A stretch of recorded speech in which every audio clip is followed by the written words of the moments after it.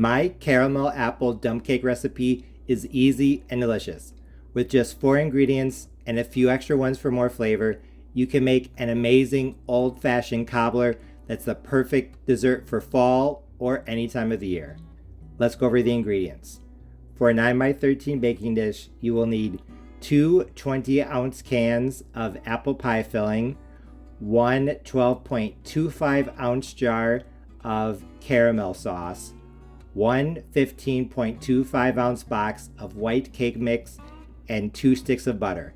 I'm using unsalted, but you can definitely use salted.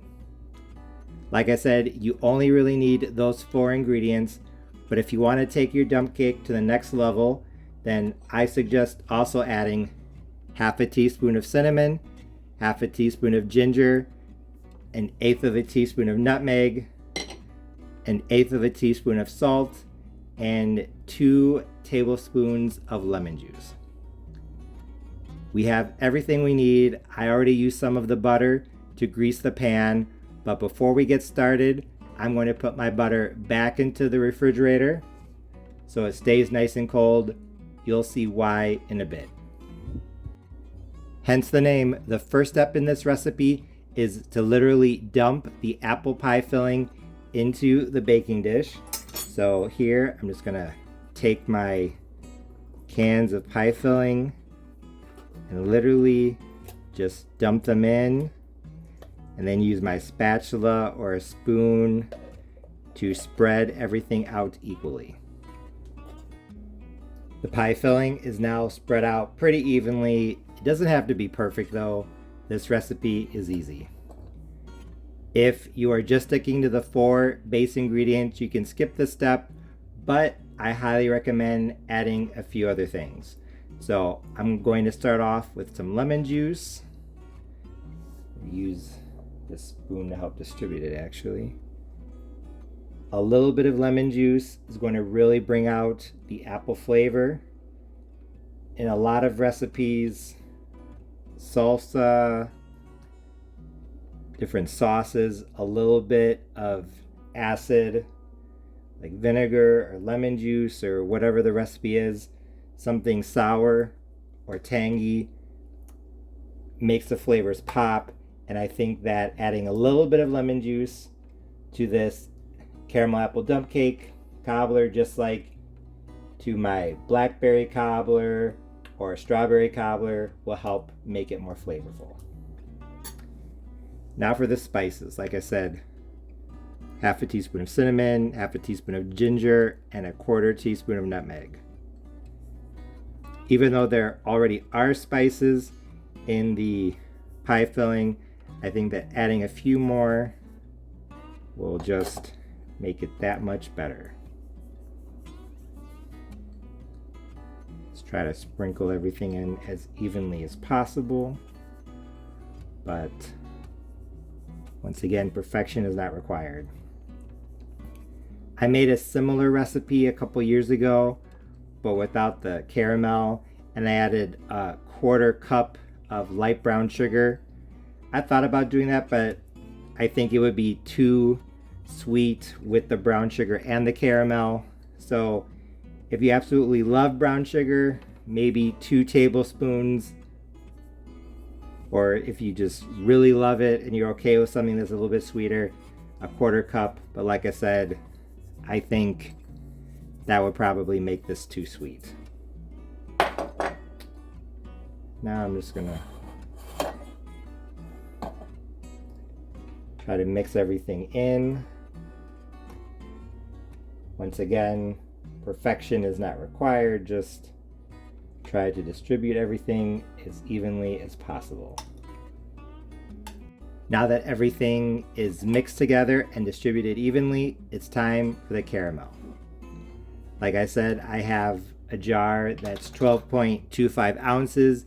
If you have something that's not quite this exact measurement, but it's close, I think you'll be fine. So I'm literally just going to pour it in over the pie filling, and then I'm going to take my spoon and try to distribute it evenly.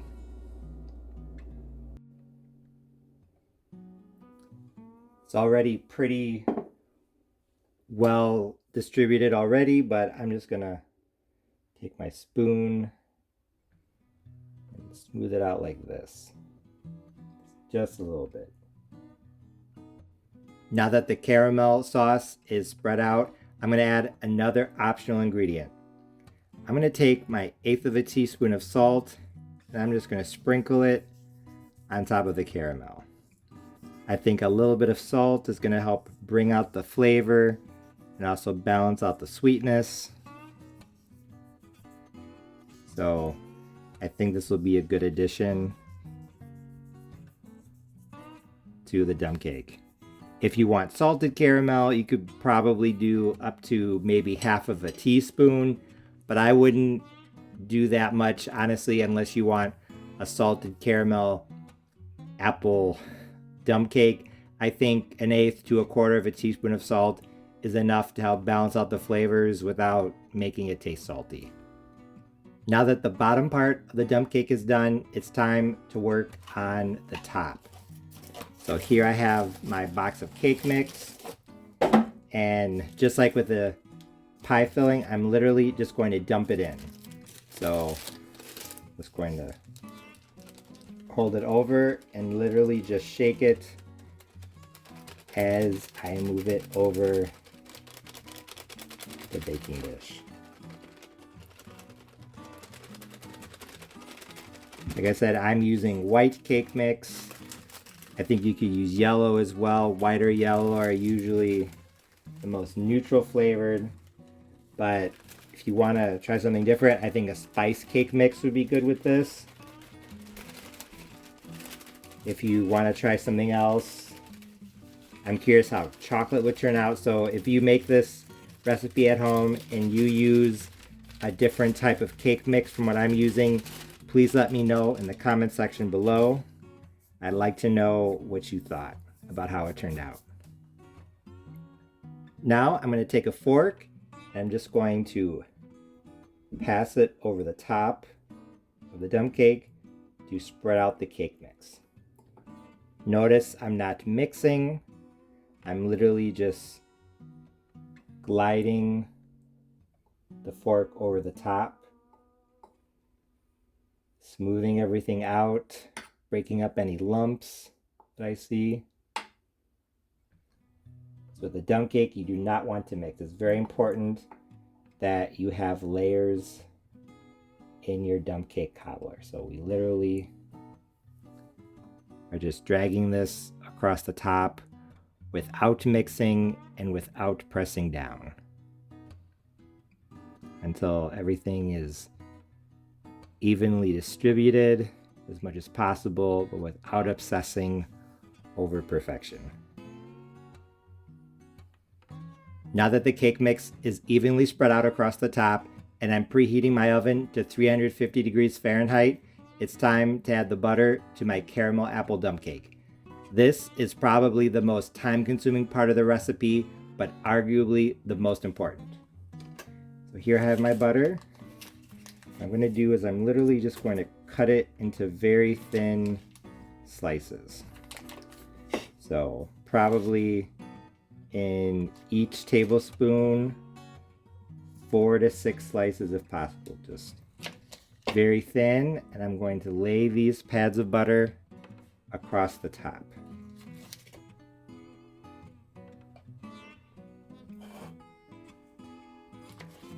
I know this is very slow and very tedious, but it's definitely an important part of the recipe, like I said, because as the dump cake bakes in the oven, the butter is going to melt down and out into the cake mix, and it's going to turn the raw cake mix into a delicious crumble topping that's sweet and buttery and just absolutely fantastic. So that's why we're putting butter across the top. We're putting little dabs of butter across the top so that the butter gets distributed evenly. Because if we put it all over here or over there, then places where there isn't any butter is going to stay dry, and it's not going to be good.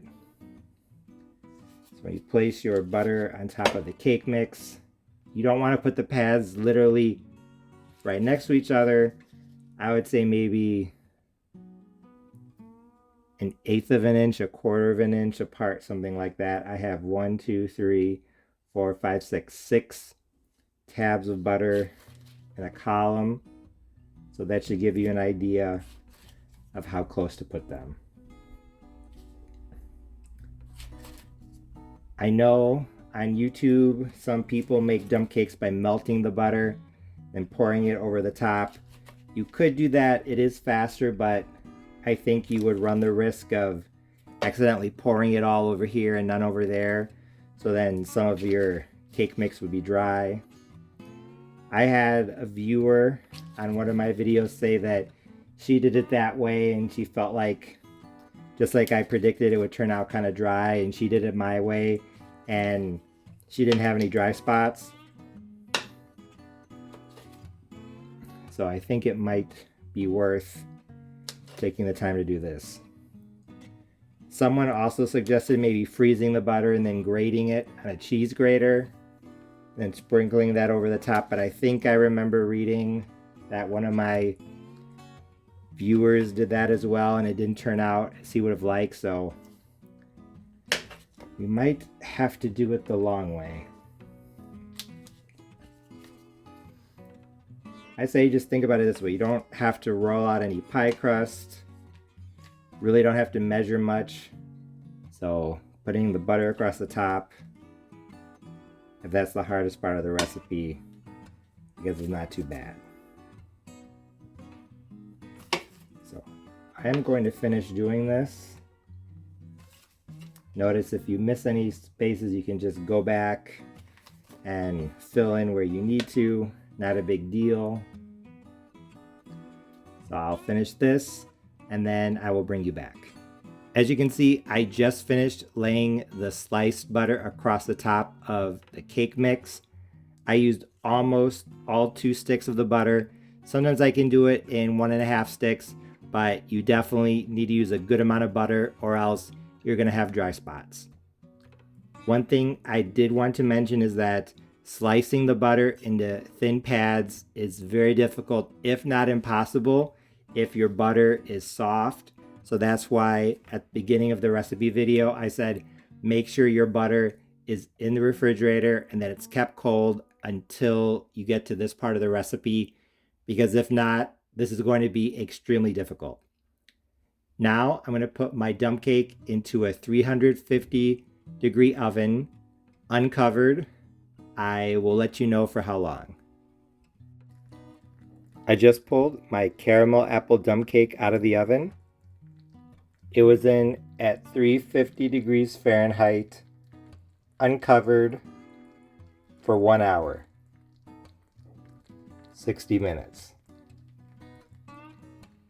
It looks and smells incredible. When it was baking, I could really smell it all throughout my place.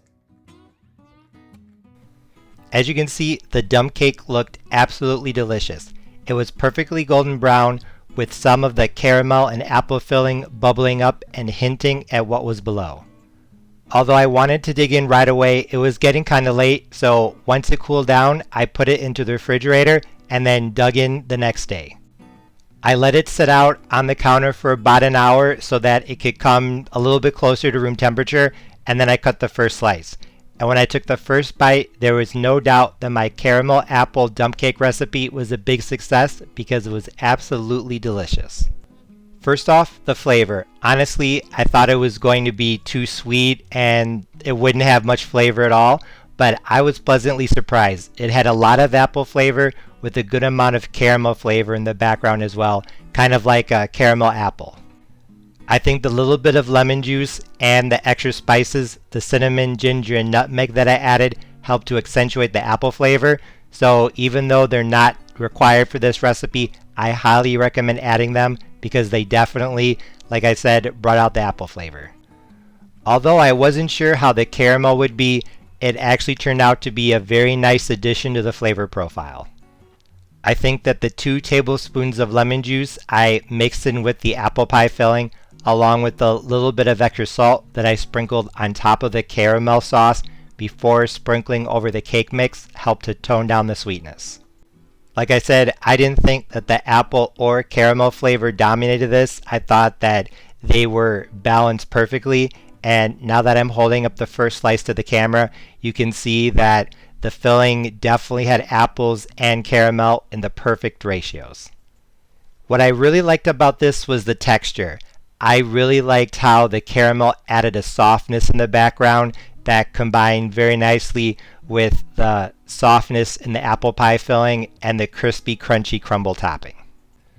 Some of the caramel sauce and pie filling around the edge of the dish did burn a little bit, but honestly, that was maybe just 1 or 2% of this dessert. The rest was absolutely perfect in terms of texture. And honestly, I think I like the texture more than the flavor. It was really surprising how the caramel, the softness of it, the silkiness of it, just blended perfectly with everything else. And with other dumb cakes, I really liked the crispy, crunchy, buttery topping. Even though some of the pie filling and caramel did bubble up from below, overall the filling was still nice and crispy and crunchy, so it added a nice texture contrast.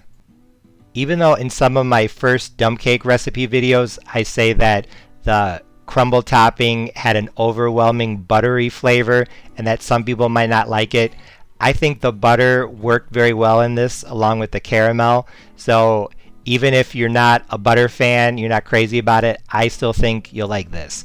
Like I said, all the flavors and textures combined in perfect harmony in a way that I was not expecting. Although this was my first time making my easy caramel apple dump cake with 4 ingredients recipe, I thought it turned out perfectly. But there are still a few things I wanted to point out.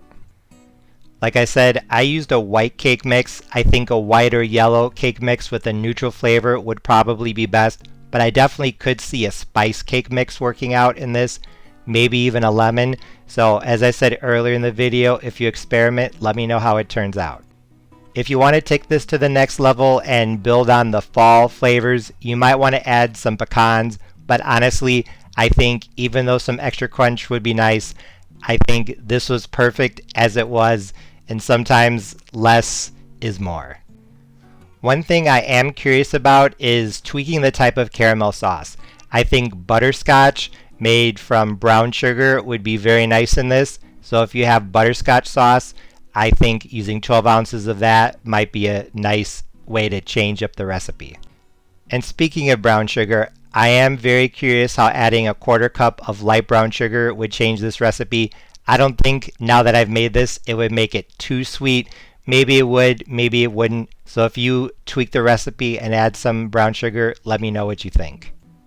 So in short, my old-fashioned caramel apple dump cake was a hit. It's the perfect fall dessert or a holiday dessert for Thanksgiving, Christmas, or any time of the year. If you make it, I know you'll like it. As always, thanks for watching. See you next time.